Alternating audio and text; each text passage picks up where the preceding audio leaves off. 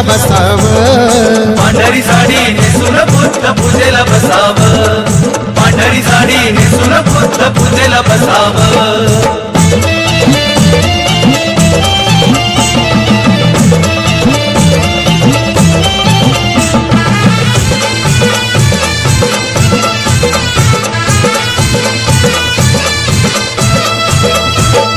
दोन्ही गुडघे टेकून खाली मस्तक नमवावं, बुद्धाचरणी हात जोडून मी तृष्णेला शमवावं.